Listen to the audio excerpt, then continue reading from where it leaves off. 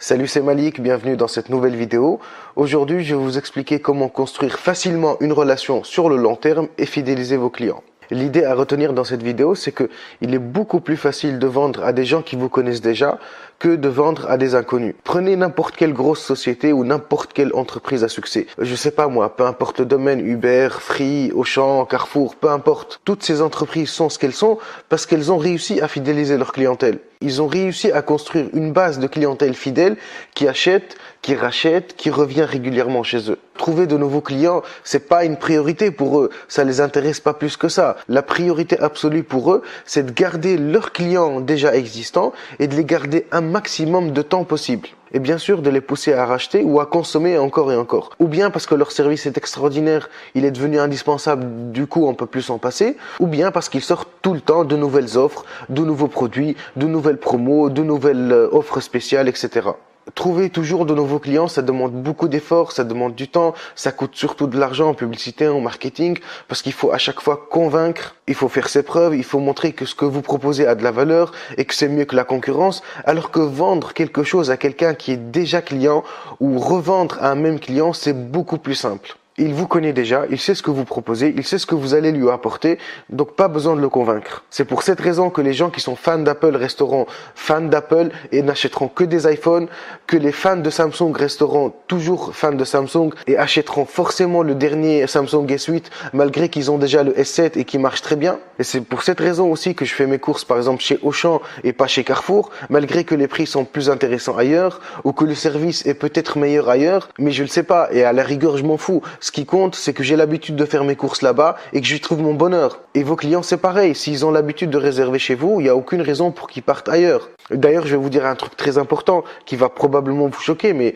c'est pas le but. Moi, j'espère que ça va vous motiver. Si la plupart de vos clients ne reviennent pas, si vous n'avez pas un minimum de clients qui réservent régulièrement, c'est qu'il y a un truc qui va pas. Si vous basez uniquement votre business sur le fait d'avoir toujours de nouveaux clients sans les fidéliser, ça veut dire que vous risquez à n'importe quel moment de mettre la clé sous la porte. Le moindre petit grain de sable, le moindre petit problème peut vous faire tomber. Imaginez que votre site se fasse pirater par exemple. Comment vous allez faire? Imaginez si vos annonces du Bon Coin sont supprimées et qu'ils ont décidé de supprimer votre compte. Comment vous allez faire pour trouver des clients? Alors que si vous avez réussi à fidéliser une clientèle qui revient régulièrement, qui a votre numéro et qui réserve souvent, même si votre site tombe, même si votre site disparaît, c'est pas grave, c'est juste un détail.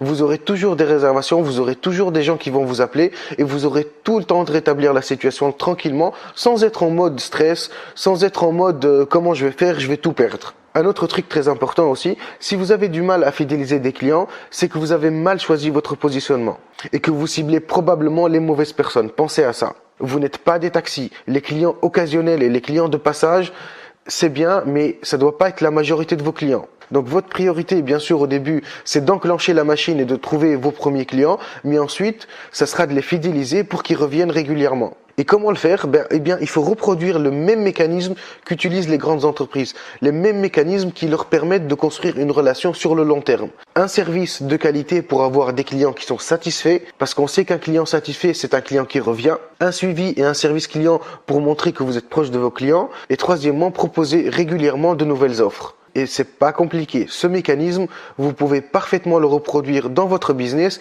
et l'automatiser. Vous pouvez le rendre le plus facile possible en utilisant l'email. Parce que quand vous avez l'adresse email de vos clients, vous pouvez automatiser le suivi. Ils vont recevoir un email de confirmation. Ensuite, ils vont recevoir un autre email avec la facture. Vous pouvez leur envoyer un email de remerciement juste après la course.